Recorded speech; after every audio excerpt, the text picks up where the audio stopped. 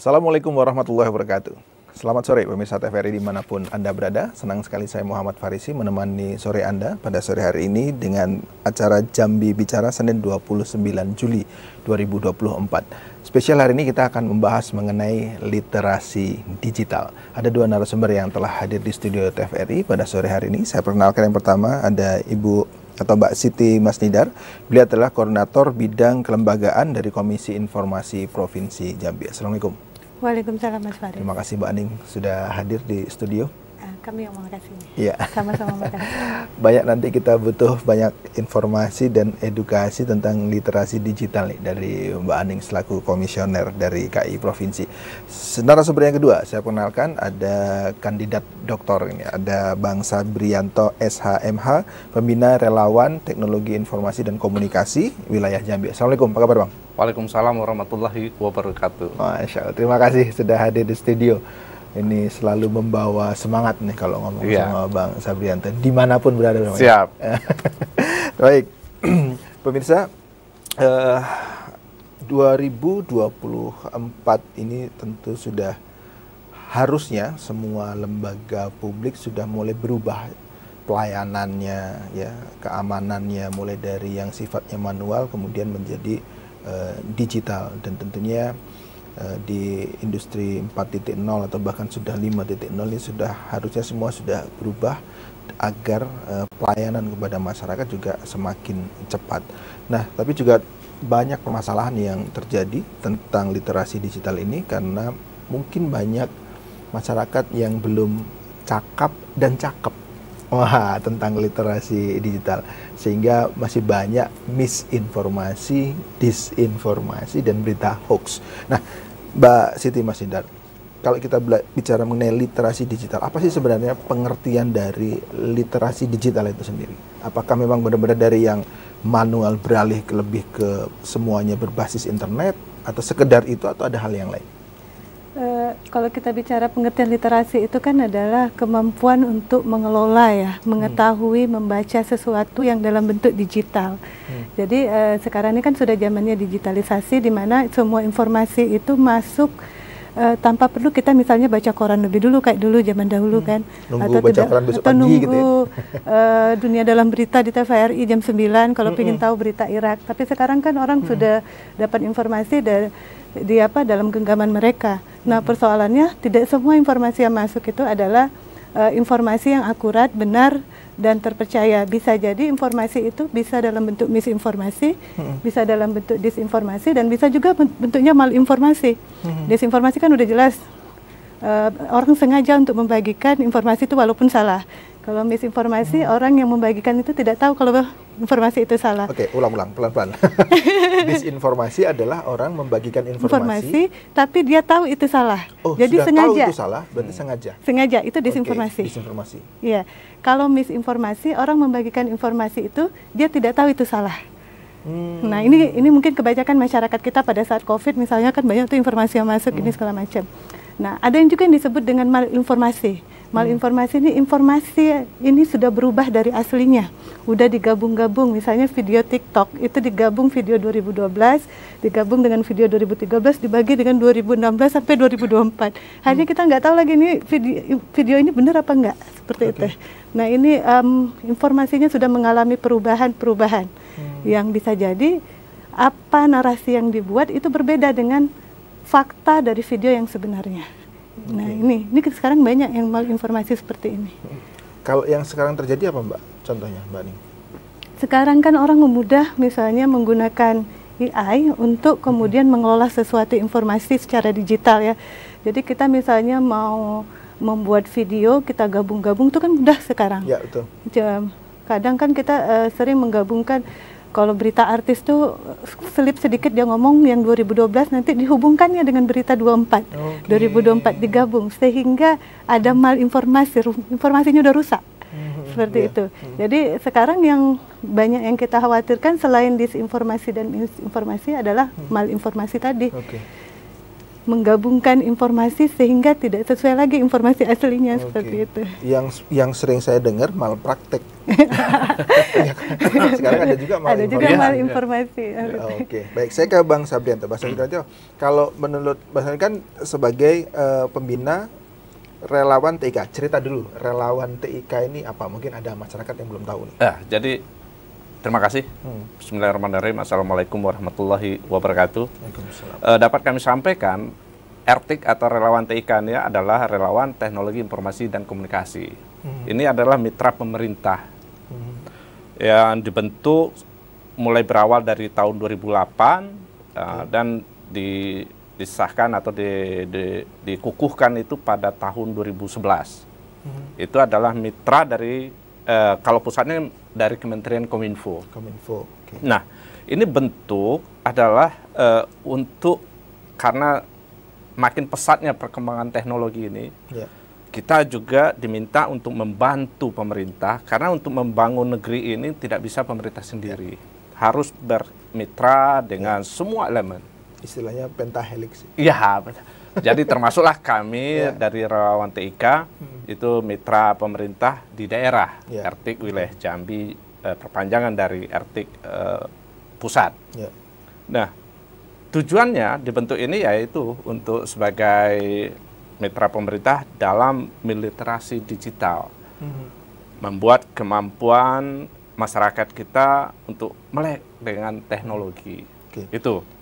Kalau kita bicara digital ini, apa cuma internet itu saja? Atau termasuk media sosial itu di dalamnya? Atau termasuk pengoperasian gadgetnya? Atau apa sebenarnya? Jadi, terima kasih. Seluruh itu yang berbasiskan teknologi itu adalah digital. Nah, dalam hal ini, transformasi digital ke pemerintahan itu sudah harus kewajiban itu, keniscayaan. Apalagi secara sederhana begini, pemerintah itu ada dua nih tugasnya. Pertama, untuk membuat kebijakan yang unggul, excellent. Yang kedua, memberi pelayanan yang prima kepada masyarakat. Nah, kebijakan sekarang adalah kebijakan yang berbasiskan teknologi. Kebijakan-kebijakan yang berbasiskan digital. Jadi apapun bentuknya itu memberi kemudahan dalam pelayanan. Nah, jadi dua itu. Satu, regulasi yang dibentuk, yang berbasiskan teknologi. Yang kedua, pelayanan yang diberikan kepada masyarakat itu dengan cepat, prima, dan mudah. Jadi, semuanya sudah by system. Dengan aplikasi, segala macam. Nah, itu bentuk pelayanan pemerintah. Tidak perlu antri lagi, tidak perlu daftar dari rumah saja, scan barcode dan lain-lain. Itu termasuk itu ya maksudnya? Iya, itu. Begitu, Pak Faris. Nah, kalau di pemerintahan sendiri, kira-kira apa yang urgent yang harus digitalisasi? Apanya, Bang? Kan saya dengar misalnya ada e-budgeting ya. Apakah termasuk digitalisasi gitu? Ya, semua pelayanan pemerintah sekarang ini berbasiskan teknologi semua. Semua sudah by system, semuanya sudah digitalisasi. Itu sudah keharusan. Jadi misalnya kita mau berobat ke rumah sakit, kita sudah bisa mengambil daftar antri itu di aplikasi yang disampaikan oleh pihak rumah sakit. Ataupun kita misalnya pelayanan paspor. Nah, kita sekarang ini melaksanakan untuk ngambil daftar tunggu itu by system dengan aplikasi, dengan online. Jadi memudahkan masyarakat untuk melaksanakan kebutuhan atau keperluannya. Jadi tidak perlu lagi ke sana. Yang Abang sampaikan itu hanya ada di kota-kota atau sampai ke pelosok-pelosok, Bang? Sampai ke pelosok-pelosok. Sekarang semua laporan kades-kades terkait dengan dana desa itu sudah melalui aplikasi, melalui sistem berbasiskan teknologi. Jadi sudah sampai ke pelosok-pelosok negeri. Berarti kalau memang semua berbasis digital, berarti internetnya harus masuk desa dong? Iya, itu tugas Kominfo. Sudah selesai. Masih ada blank spot dah? Blank spot. Kalau di Jambi? Alhamdulillah ini di masa pemerintahan Pak Gubernur, Jambi Mantap ini sudah salah satu visi misi beliau, salah satu itu untuk menghilangkan blank spot tadi, dan sudah terrealisasi kebetulan kami juga dulunya di Dinas Komunikasi dan Informatika Provinsi Jambi, jadi pekerjaan teman-teman untuk mengatasi yang blank spot tadi sudah berjalan. Dan alhamdulillah tahun kemarin ada 128 desa yang sudah tidak ada blank spot lagi.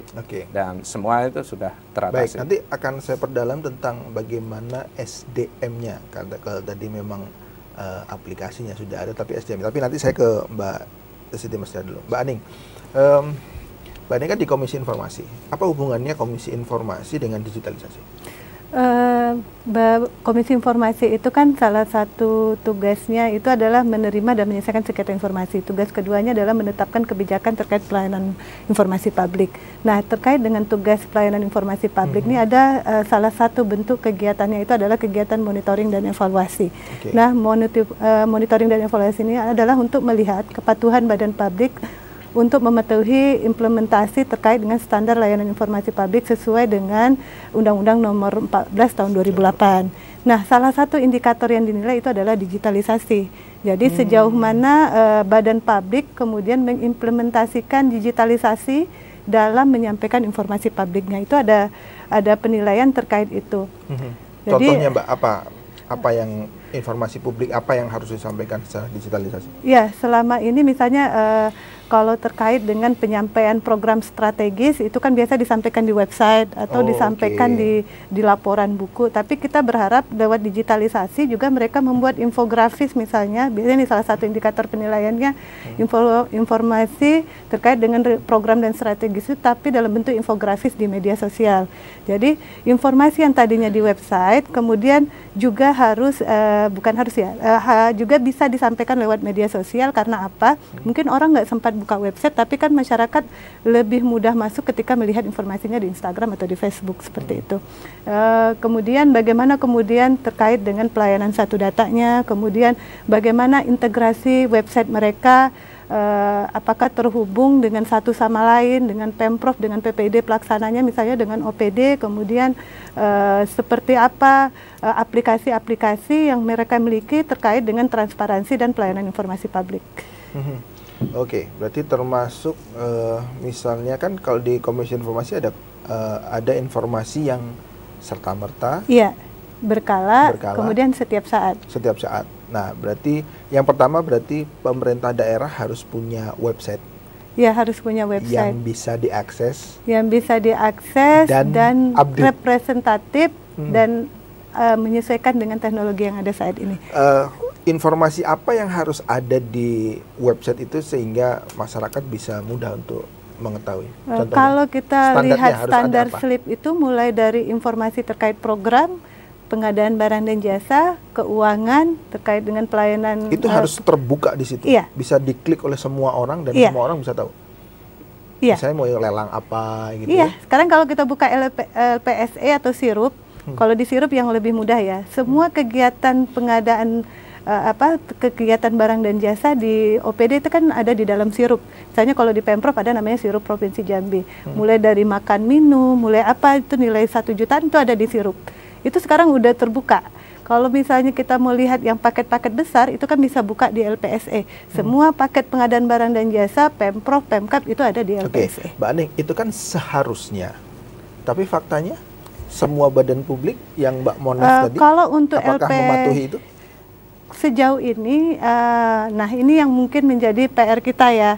Kami sekarang lagi dalam tahap advokasi kepada seluruh badan publik, bagaimana kemudian bisa mematuhi apa yang sudah ada dalam standar layanan informasi publik. Karena memang hasil Monef kita tahun 2023, dari 35 badan publik di Provinsi Jambi, baru 3 yang informatif.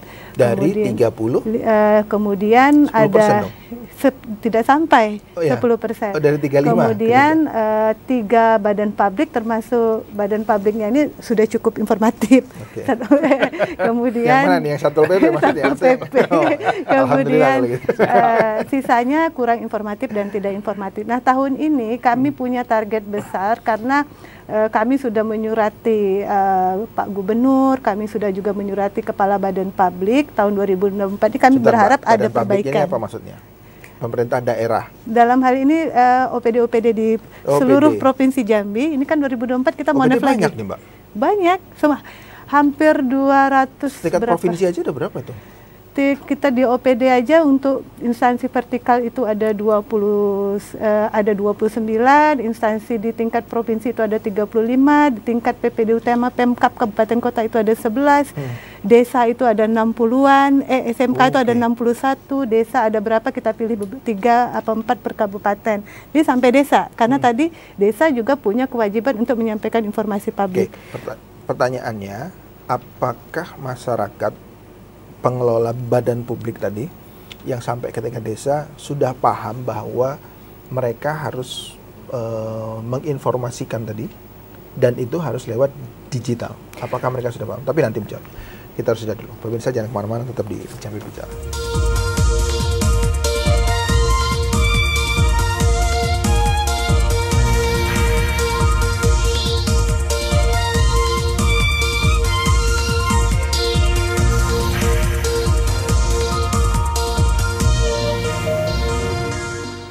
Terima kasih masih tetap bersama kami pemirsa di Dialog Jambi Bicara dengan tema hari ini adalah literasi digital.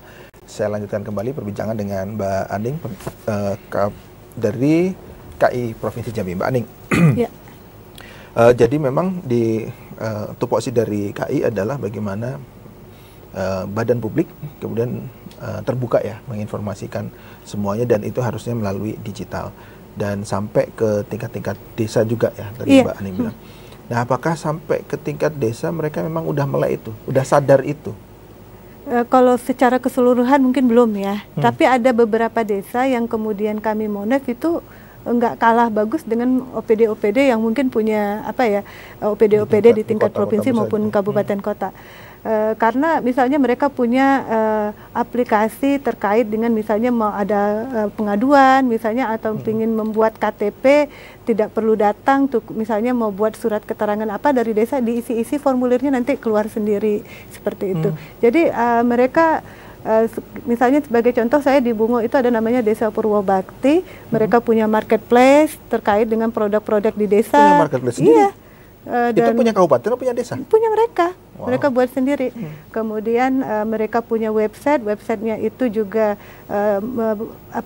berisi semua laporan terkait dengan desanya ada di sana. Kemudian mereka punya aplikasi bagaimana kemudian terkait dengan pembuatan terkait yang kebutuhan kependudukan, bantuan dan sebagainya. Jadi kalau ditanya apakah seluruh desa, tidak semuanya. Ada beberapa desa yang benar-benar sudah melek dengan digital seperti itu. Nah, memang kita berharap, kita mendorong karena kan SDM di setiap desa kan berbeda-beda. Misalnya mungkin pada orang dengan usia kadesnya 50 tahun ke atas ya, tapi ketika dia punya SDM di bawahnya yang milenial yang melek digital sebenarnya nggak masalah. Nah, persoalannya mungkin ini yang perlu didorong bagaimana kemudian seluruh desa di Provinsi Jambi ini melek digital sih, karena memang sudah ada standar layanan informasi publik desa. Kalau dipersenkan berapa dari 100% seluruh desa? Saya belum monef seluruh desa, tapi dari 33 desa yang kami monef itu baru 2 yang informatif. Oke, jadi 10% tidak sampai juga berarti ya? Iya, kondisinya sama ya. Kondisinya sama. Oke, saya ke Bang Sabri. Bang Sabri, pengguna internet di Indonesia itu banyak sekali. Banyak. Kalau dari jumlah penduduk mungkin 70%. 60 sampai 70%. 60 sampai 70%. Itu pengguna internetnya. Yeah. Kemudian pengguna media sosial juga banyak. Yeah. Tapi ternyata ada survei juga yang menyatakan literasi digitalnya paling rendah. Iya. Betul. Nomor 60. Iya. Kok bisa, Bang? Jadi begini. Maksudnya dia pakai internet tapi literasinya rendah. Maksudnya literasi menggunakan atau internet itu digunakan untuk hal-hal negatif atau gimana maksudnya? Jadi begini. Secara survei persentasenya rakyat kita ini jumlahnya kan penduduknya besar sekali. Ya. Itu ya sekitar 70% sudah terkoneksi ke internet. Ya, pengguna internet. Ya, pengguna internet. Bisa menggunakan untuk media sosial, bisa menggunakan yang lain. Terus dalam pelaksanaan penggunaan pemanfaatan internet ya bermacam-macam, ada yang di media sosial ataukah yang menggunakan untuk aplikasi segala macam. Penggunaan itu secara bijak menggunakan media tadi itu yang perlu kita literasikan. Nah, tugas kita, kalau tugas pemerintah saja tidak cukup. Sekian ratus juta penduduk ini mau diliterasikan, mau diedukasi, biar melek, biar bijak, biar cakep menggunakan media tadi, baik media sosial ataupun media-media yang lain. Nah, itulah tugas kita. Kami relawan TIK di sini menjadi mitranya pemerintah, juga berperan untuk membuat masyarakat bisa cakep, bisa melek. Bang, kegiatan apa terakhir yang dilakukan? Programnya lah, kegiatan yang dilakukan. Yang sudah kita lakukan itu di tahun 2023 kemarin, tepat di bulan Agustus, kita sudah melaksanakan literasi digital itu sampai ke sekolah-sekolah. Nah, itu berarti maksudnya sosialisasi ya, Bang? Ya, edukasi dan sosialisasi. Edukasi dan sosialisasi. Malah banyaknya ke edukasi. Nah, dengan contohnya apa, Bang, yang disampaikan ke anak-anak kalau jadi, di tingkat sekolah? Kita sasarannya ke anak-anak sekolah itu misalnya contoh ya. Kita kemarin itu ke sekolah-sekolah yang ada di Kota Jambi. Itu ada 6 sekolah SMK-nya, ada Pelita Raya dan segala macam. Terus di Muara Jambi juga kita melaksanakan edukasi atau sosialisasi atau literasi digital ke sekolah-sekolah seluruh SMA di Muara Jambi. Terus desa juga kita laksanakan di Muara Bungo. RT kita Kabupaten Muara Bungo melaksanakan literasi digitalnya ke desa-desa. Nah itu, jadi sasaran kita kemana? Ke sekolah itu tadi. Kenapa? Karena duta-duta digital atau duta-duta untuk meliterasi digital, mengedukasi ini anak-anak milenial ini. Karena mereka pengguna paling banyak. Ya, mereka yang gunakan. Jadi kita sampaikan ke mereka untuk mereka bisa menularkan, paling tidak ke keluarganya, supaya bijak dalam melaksanakan media sosial. Banyak sekali pengaruhnya, salah bermedia sosial, dampaknya luar biasa. Karena kita ada Undang-Undang ITE ya, Undang-Undang nomor 11 tahun 2008 itu terkait dengan undang-undang yang kalau kita salah menggunakan media sosial kita bisa ada ancaman hukuman yang cukup berat. Nah, makanya dari anak-anak yang kita sasaran tadi sampai ke sekolah-sekolah supaya mereka menjadi duta-duta kita di dalam melaksanakan, menginformasikan supaya keluarga, paling tidak keluarga terdekat, bijaklah di dalam menggunakan media sosial. Bang, ini kan kecanggihan teknologi digitalisasi ini seperti pisau bermata dua lah, kira-kira begitu ya. Artinya ada yang menguntungkan, karena banyak orang juga berbisnis di situ, kira-kira begitu, dan menghidupkan UMKM misalnya. Tapi di sisi lain juga ada bullying di situ. Ada istilah netizen maha benar atau apalah gitu yang kemudian bahkan yang positif mungkin no viral no justice macam-macam lah ya dari hal-hal seperti itu. Nah, banyak, kalau tantangannya apa, Bang? Kalau keburukannya lah kira-kira tentang digitalisasi yang kemudian harus kita antisipasi. Jadi banyak sekali manfaat dan juga yang mudaratnya. Misalnya yang positifnya banyak, yang negatifnya juga banyak. Maka kita harus seimbang nih, harus tahu.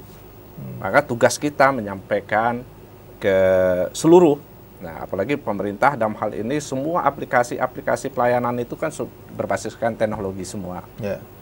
Nah, dan pengguna, misalnya masyarakat tadi dalam melaksanakan kegiatan-kegiatan memanfaatkan digital tadi atau bermedia sosial tadi, dia salah dalam melaksanakan pemanfaatan tadi, itu dampaknya luar biasa. Maka tantangan kita untuk supaya jangan sampai mereka ini salah dalam melaksanakan pemanfaatan media tadi, kan manfaatnya banyak sekali. Nah, kita literasikan mereka supaya melaksanakan kegiatan itu menggunakan digital tadi, menggunakan media sosial tadi dengan bijaksana. Baik, saya ke Mbak Aning. Mbak Aning, apa istilahnya ya? Kalau salah tolong dikoreksi ya. Istilahnya di era post-truth ya.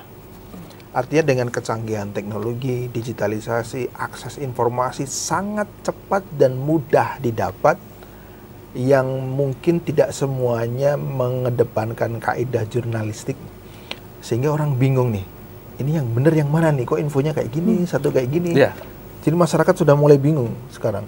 Nah, itu memang terjadi ya, dan era itu sekarang eranya itu ya. Dan bagaimana kita melihat bahwa oh ini informasi yang paling benar misalnya.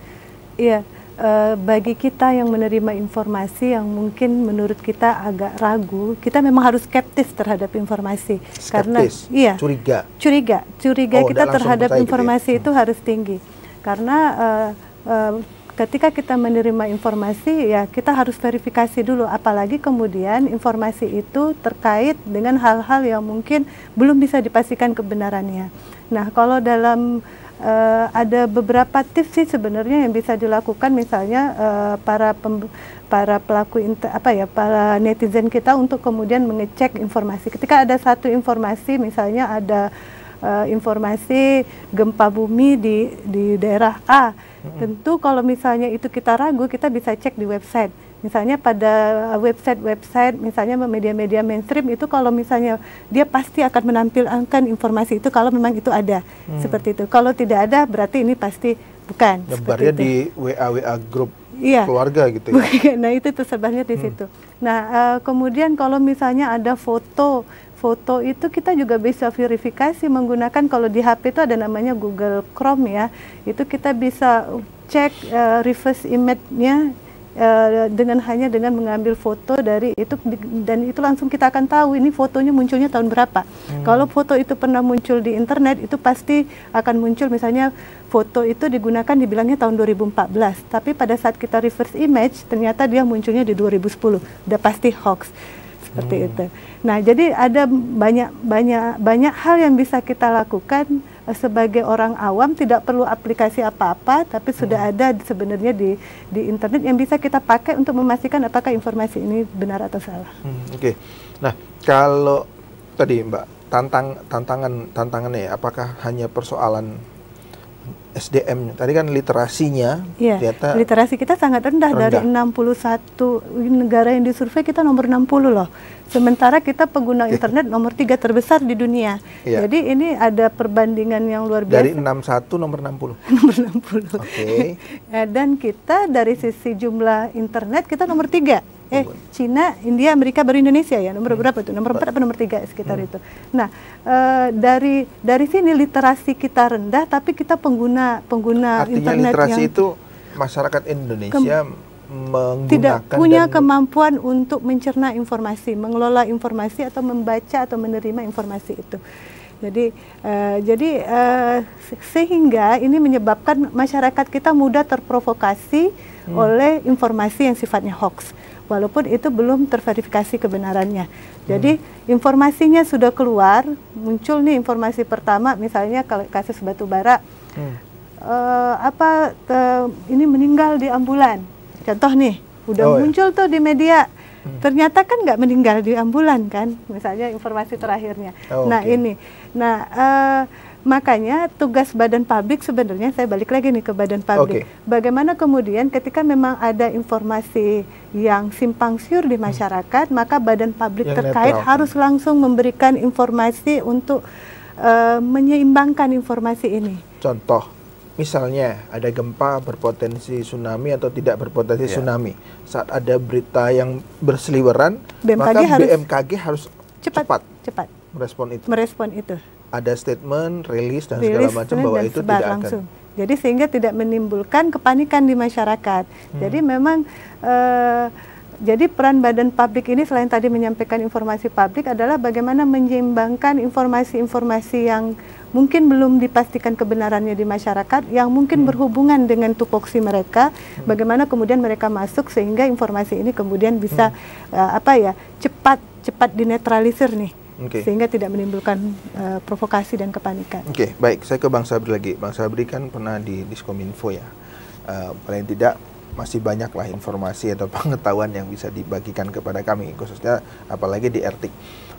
Baru-baru ini, pada saat kita jor-joran lah kira-kira gitu, sudah menggunakan digitalisasi, semuanya pakai internet, ada bank data dan sebagainya, kebobolan. Iya, pusat data ya. Pusat data justru kebobolan. Ini bahaya kan? Bahaya. Artinya masyarakat bisa tidak percaya lagi, distrust lagi ke pemerintahannya sendiri gitu. Iya. Wah, gawat ini. Gimana nih Pak relawan RT? Gimana Bang? Iya. Menanggapi itu Bang? Ini luar biasa. Memang isunya luar biasa sekali. Nah, sebelum itu saya tambahkan dulu tadi yang disampaikan Bu Aning, itu kita ada media verifikator untuk ngecek itu ya. Yang tadi kalau kita media verifikator. Nah, apa tuh Bang? Itu, nanti menjawabnya tadi. Oh, siap. Nanti menjawabnya bagaimana ada media verifikator untuk memverifikasi apakah benar atau salah gitu ya. Iya, Oke, jawabannya nanti setelah pariwara berikut ini.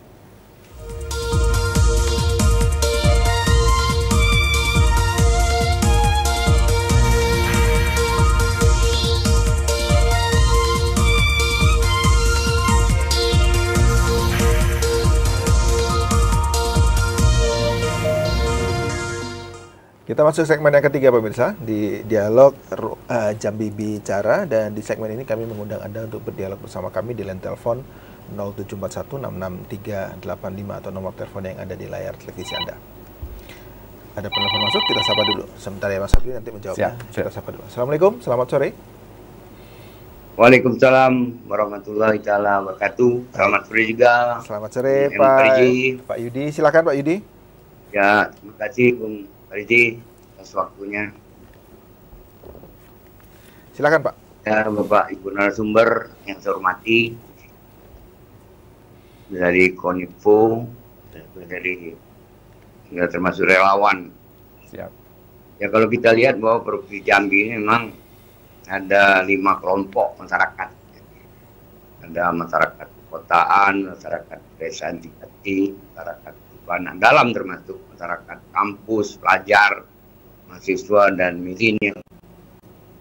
Nah, yang menjadi pertanyaan adalah bagaimana pelaksanaan pelatihan skema digital ini di Provinsi Jambi khususnya. Jadi masalah mungkin progresnya dan bagaimana capaian programnya, misalnya menyangkut masalah ibu-ibu rumah tangga, disabilitas, kaum disabilitas ya, UMKM, ekonomi kreatif, kerja migran maksudnya, masyarakat mula, UMKM, para milenial, dan ya termasuk ya pelayanan publik. Ini kan semua tertumpu pada rumah digitalisasi kan Kominfo. Berat sekali sebenarnya Kominfo ini. Apalagi sudah ada MOU-nya selama ini antara pemerintah itu, Provinsi Jambi itu masalah menjadikan masyarakat Provinsi Jambi ini masyarakat digital. Apakah itu hanya tagline saja? Bagaimana progresnya? Dan terakhir ya, apa sebenarnya upaya Diskominfo Provinsi Jambi ini khususnya untuk mengatasi masyarakat yang tidak cerdas atau tidak elok untuk memainkan media sosial atau melek digital. Apakah ini sudah bisa dijawab oleh Diskominfo ini? Jadi jangan hanya kita bisa berbicara tentang dunia digital ke depan, tapi apa sebenarnya hasilnya yang bisa disampaikan pada publik. Pak Dinas itu aplikasinya apa memang ada di gawai itu tentang pekerjaan, progres kerja. Jangan-jangan game online semua. Ini yang menjadi pertanyaan menurut saya. Harusnya dibiasakan mereka sudah bermain gadgetnya itu. Gadis-gadis itu ya masalah program-program. Bukan hanya game-game online. Nah ini yang bukan hanya dibicarakan menurut saya, aplikasinya bagaimana Ibu dari Kominfo ini termasuk relawan. Ini berat masalahnya, tinggal 35% lagi masyarakat baby boomer ini. Ya kan? Masyarakat Gen Z dan milenial sudah hampir 60% sudah menduduki Indonesia ini. Baik Pak Yudi. Jadi itu kesiapannya. Saya rasa demikian Pak M. Farizi. Jadi menurut saya berat sekali dan progresnya yang ingin ditunggu publik pada saat ini. Baik. Tentang Disko Info ini kerjanya. Terima kasih. Mohon maaf apabila topik saya. Wassalamualaikum warahmatullahi wabarakatuh. Waalaikumsalam warahmatullahi wabarakatuh. Terima kasih Pak Yudi di Telanai. Jadi kebetulan memang tidak ada Diskominfo di sini ya. Ini Mbak Aning dari Komisi Informasi Provinsi dan Pak Bang Sabrianto dari Relawan TIK. Ya masih saudaraan lah sama Diskominfo. Underbone Diskominfo ya. Underbone-nya. Mitra kan tadi bilang. Mungkin tidak menjawabnya tidak mewakili Diskominfo, tapi mungkin lah yang sudah dikerjakan. Yang sudah dikerjakan mungkin ada program. Apa progresnya tadi ditanya. Jadi alhamdulillah, terima kasih Pak Yudi. Dan yang jelas kita pemerintah, saya juga mewakili teman-teman dari pemerintah Provinsi Jambi dengan visi misi Pak Gubernur ini Jambi Mantap. Kita sudah pertama untuk meliterasi digital atau membuat semuanya berbasis teknologi itu sudah dilaksanakan, yaitu dengan internet masuk desa. Itu salah satu visi misi beliau. Itu sudah berapa desa, 128 desa sudah terkoneksi internet yang selama ini blind spot dan tidak ada sinyal di daerah tersebut sudah mulai. Dan tahun ini juga tahun 2024 sudah berjalan juga teman-teman dengan pola repeater yang baru, sudah melaksanakan juga teman-teman di Diskominfo ke beberapa desa-desa yang selama ini tidak terjangkau internet sudah masuk. Terus juga ada semacam produk UMKM yang berbasiskan digital, itu dari Dinas Koperasi, dari Dinas Perindustrian dan Perdagangan Perindak melaksanakan aplikasi atau website yang berbasiskan UMKM-nya digital. Mereka sudah membentuk itu juga, jadi mengakomodir semua UMKM yang ada di satu platform yang bisa digunakan dashboardnya untuk teman-teman UMKM tanpa berbayar, dia bisa menaruh dagangannya di sana. Itu sudah dilaksanakan juga UMKM digital di Provinsi Jambi. Jadi sudah banyak sekali. Apa tadi istilah marketplace tadi, Mbak? Ya, semacam marketplace. Nah, juga website atau marketplace yang dibuat oleh teman-teman di dinas seperti Dinas Koperasi atau Dinas Perindak juga melaksanakan untuk mengakomodir teman-teman UMKM untuk berdagang atau Mas Sabri, tadi ada kekhawatiran Pak Yudi kalau sudah internet masuk desa terus digunakan untuk apa? Jangan-jangan main game semua tuh anak-anak di desa kan gitu. Iya. Gimana tuh? Ya, itulah fungsi kita semua. Fungsi kita semua untuk meliterasikan, ya, mulai dari perangkat desanya, internet sudah diberikan untuk digunakan, yang kita berharap digunakan internet ini, teknologi ini dengan baik, ya, dengan bijaksana. Maka perlu sekali pengawasan orang tua, kembali ke orang tua masing-masing, ke keluarga, itu pengawasan terdekat. Banyak yang dikhawatirkan judi online ada di sana, game, itu problem kita semua, Maka sasaran kita juga seperti kita kemarin RT Muarbungo, kita masuk ke desa-desa untuk meliterasikan perangkat-perangkat desa bijaksana atau memberikan edukasi kepada paling tidak keluarga-keluarga terdekat untuk penggunaan internetnya dengan baik. Jangan sampai nanti malah manfaatnya menjadi manfaat atau banyak mudaratnya, banyak negatifnya yang dikhawatirkan, game-game online atau malah ke judi-judi online, itu yang dikhawatirkan. Nah, itu tugas kita bersama, terutama keluarga terdekat untuk mendeteksi anak-anaknya bermain media sosial atau gadget itu dengan baik.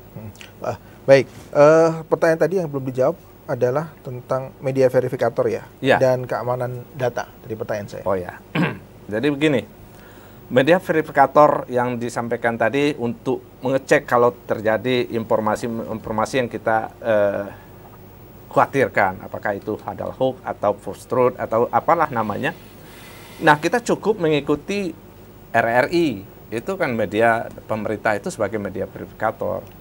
Apakah RRI menyampaikan berita itu? Atau kita ikut di TVRI? Apakah TVRI juga menyampaikan? Itu menjadi acuan untuk kita paling tidak tahu informasi ini betul apa tidak. Nah, kalau TVRI, RRI sudah menyampaikan informasi itu berarti informasi itu sudah betul. Itu sebagai media verifikator.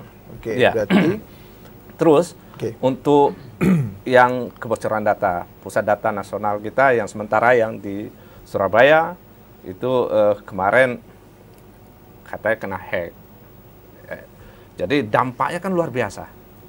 Dampaknya karena data kita terkunci, data pribadi kita sudah berseliweran di dark web ya, pasar gelap lah, pasar gelapnya jual beli data ini. Jadi dampak yang dialami oleh pemerintah itu semua pelayanan yang berbasiskan teknologi, yang berbasiskan digital itu stuck, macet. Sampailah pelayanan kemarin data-data beasiswa juga terkunci, terus data-data di bandara, sampai orang antri di bandara itu ratusan orang itu tidak bisa karena digunakan manual yang secara by system atau aplikasi tidak berfungsi karena datanya hilang. Nah, alhamdulillah pemerintah dalam hal ini walaupun kita sudah di-hack begitu, mungkin buat pelajaran pemerintah secara keseluruhan ya, itu paling tidak pertama langkah-langkahnya amanat Pak Presiden juga kemarin harus ada backup data.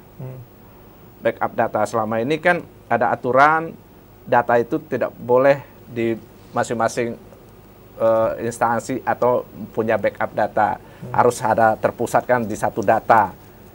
Nah, kelemahannya ini ternyata diuji datanya dikirim, disimpan di sini, tempat nyimpan data kebobolan, terkunci, tidak bisa digunakan, hilang semua. Nah, sekarang diarahkan semuanya harus punya backup data. Nah, dengan backup data itu berarti data itu adalah tersimpan, tapi ya kan, data walaupun data tersimpan, data yang sudah keluar itu kan sudah bebas, siapapun sudah bisa menggunakan. Maka kita di sini apalagi dengan teknologi yang disampaikan Bu Aning tadi, teknologi AI itu luar biasa nih.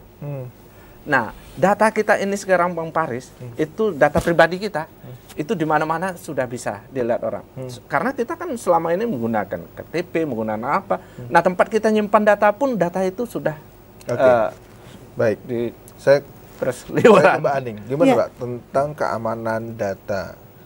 Nah, kita masyarakat sudah tak percaya lagi nih sama pemerintah. Maksudnya jangan sampai gitu kan. Pemerintah juga harus kayaknya serius nggak sih pemerintah untuk mengamankan data kita? Iya, kalau di nasional mungkin di apa ya sudah ada kebijakan-kebijakan yang diambil. Tapi intinya memang kita perlu backup data. Ya, teknologi ini kan investasinya investasi mahal. Jadi mau tidak mau pemerintah provinsi harus mau menginvestasikan nih sekian M untuk tujuannya adalah bagaimana melakukan backup data. Satu server itu Mas, untuk satu server kalau misalnya, kalau dulu kan terpusat di pusat data, satu server kalau satu OPD harus punya satu server sendiri itu 3M satu. Nah, sekarang kalau misalnya mau dibeli, belum lagi jaringannya. Nah, untuk investasi ini memang kalau untuk keamanan kita Pemprov, terutama dalam penyampaian informasi publik yang representatif, memang mau tidak mau harus investasi. Investasi ini dalam bentuk server, jaringan, upgrade teknologi dan sebagainya. Sehingga ini memang, dan tidak hanya alat. Kalau kata orang ada mobil bagus tapi nggak ada supirnya, nggak bisa juga. Nggak tahu nih ini mobil bisa dibuka atau apa. Jadi tidak hanya investasi dalam bentuk ini, tapi juga harus investasi SDM juga. Jadi mereka harus teknologinya ada, terus pengelolanya juga harus ada. Nah, kalau seandainya SDM-nya tidak ada, maka ini ibarat mobil bagus nggak ada sopirnya. Sekarang misalnya ada SDM, tapi tidak ada mobil mewah yang harus dikendarain, tidak ada. Nah sekarang jadi harus sinergis, jadi harus ibaratnya kalau memang ada teknologi harus ada pengelolanya sehingga barang ini bisa terpakai. Oke, Mbak Aning, ada yang menarik kemarin, bukan di Indonesia memang, kalau tidak salah di Singapura ya, penerbangannya terganggu semua. Karena Microsoft. Yang tidak terganggu Rusia dan Cina karena tidak menggunakan itu gitu. Nah, terkait dengan digital tadi, Indonesia bisa nggak bikin Microsoft sendiri lah kira-kira apalah gitu ya. Di Cina itu kan pakai Baidu, kalau di Rusia itu pakai Yandex. Kita orang Indonesia ini kan nggak suka pakai produk gimana ya. Bisa jadi ada kita mesin pencarian punya Indonesia tapi tidak terlalu populer di Indonesia karena tidak didukung oleh sistem. Nah, kalau di Cina itu kita masuk Cina itu ya kalau mesin pencariannya ya Baidu, kalau kita masuk ke misalnya di Rusia ya Yandex seperti itu. Nah, kita kan enggak, kita Google. Jadi data kita di semuanya di Google semuanya informasi dan itu. Google produk di Amerika kan. Ya, jadi ya ini tadi makanya kan beberapa negara seperti Cina dan Rusia itu kan mereka memproteksi misalnya untuk penggunaan media sosialnya pun juga penggunaan media sosial produk Cinanya. Rusia juga gitu, produk yang mereka gunakan juga produk buatan Rusianya. Jadi mereka ketika ada gangguan misalnya Google mereka nggak ada masalah. Seperti itu. Jadi ya kita kalau misalnya pingin seperti ini, misalnya ada anak bangsa yang bisa buat mesin pencarian tersendiri, kemudian dalam sistem harus didukung juga oleh sistem. Dalam hal ini misalnya pemerintah kemudian hanya boleh menggunakan mesin pencarian yang dibuat oleh anak Indonesia. Kira-kira ribut nggak? Ini kan juga pertarungan soal kebijakan ya. Bicara soal misalnya susu diimpor atau diproduksi dalam negeri aja heboh kan, apalagi bicara tentang kita harus pakai mesin pencarian buatan anak bangsa seperti itu. Tapi bisa ya sebenarnya? Seharusnya bisa. Kan banyak anak-anak bangsa kita yang memang luar biasa ada kemampuan informasi dan teknologinya. Kalau memang kita pingin misalnya benar-benar ini buatan Indonesia, ya memang harus mulai cuma agak sosialis sedikit kan, jadi sehingga tidak pemerintah kemudian melakukan intervensi lewat kebijakan seperti itu. Kalau dibebaskan pasar bebas ya nggak bisa bersaing dengan Google yang udah menguasai sekian data kan. Ya, dulu sekarang juga sudah ada Gemini lagi Google kan, makin banyak. Baik, saya ke Bang Sabri. Bang Sabri, digital ini yang Bang Sabri sebutkan tadi banyak manfaatnya. Nah, kita juga merasakan itu ya. Artinya pada saat COVID kemarin yang semuanya serba manual, kemudian dipaksa kemudian menjadi digital dan lambat laun memang semuanya mulai berubah. Tapi ada enggak sisi hal-hal yang sebenarnya masih dibutuhkan, hal-hal yang manual gitu maksudnya? Karena kita lihat kadang-kadang nih ya di tempat yang lain gitu pada daftar minta fotokopi KTP, masih lucu gitu ya. Yeah. Katanya sudah digitalisasi tapi masih ada fotokopi lah atau apa. Apakah hal-hal yang manual ini memang ada beberapa hal yang masih harusnya dipertahankan atau harus semuanya serba digital untuk ke depannya? Ya, ke depan kita semuanya harus serba digital. Harus ya? Harus, itu memang suatu keharusan. Pertama, untuk pelayanan yang cepat. Yang kedua, pelayanan yang transparansi, yang keterbuka. Tidak ada lagi ya macam-macam lah.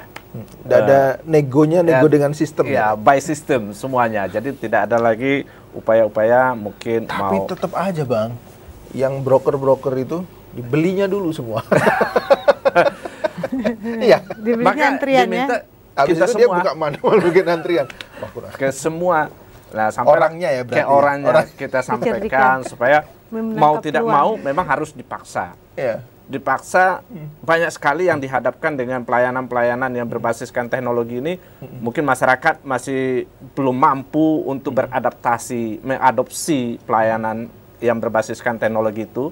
Itu memang sedikit harus kita paksa untuk mereka melaksanakan apapun bentuk pelayanannya itu harus berbasiskan teknologi. Kadang-kadang ngisi aplikasi kan, wah ribet sekali nih. Ya, berarti yang tua-tua juga harus belajar. Iya. Kita harus jeda dulu, masih ada satu segmen lagi. Jangan kemana-mana, pemirsa, tetap di Jambi Bicara.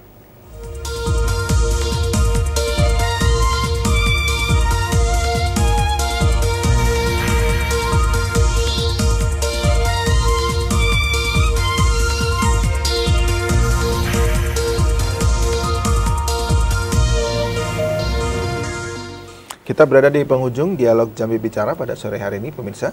Saya ke Bang Sabrianto. Sudah banyak kita diskusikan tadi, Bang. Ya. Kira-kira kesimpulannya dan apa edukasi yang ingin Abang sampaikan ke masyarakat terkait dengan literasi digital? Ya, jadi begini, alhamdulillah kita sore hari ini bisa menyampaikan juga kepada seluruh masyarakat, ya memang sudah keharusan kita menggunakan pelayanan yang diberikan secara digital, yang diberikan oleh pemerintah. Pelayanan-pelayanan yang berbasiskan teknologi itu memang sudah harus kita laksanakan, memang sudah harus kita ikuti. Jadi kan banyak sekali masyarakat yang belum familiar dengan teknologi. Nah, di sini kita berharap juga untuk kita seluruhnya mengedukasi juga kepada masyarakat pengguna untuk menggunakan pelayanan-pelayanan yang diberikan oleh pemerintah yang berbasiskan teknologi atau berbasiskan digital itu digunakan. Baik. Itu. Baik, terima kasih. Terakhir, Mbak Aning. Digitalisasi ini adalah keharusan ya, mau tidak mau kita memang harus mengikuti kondisi zaman. Nah, tinggal tapi masyarakat juga harus skeptis terhadap semua informasi yang masuk. Skeptis ini untuk supaya kita menyaring dan melakukan verifikasi terhadap informasi.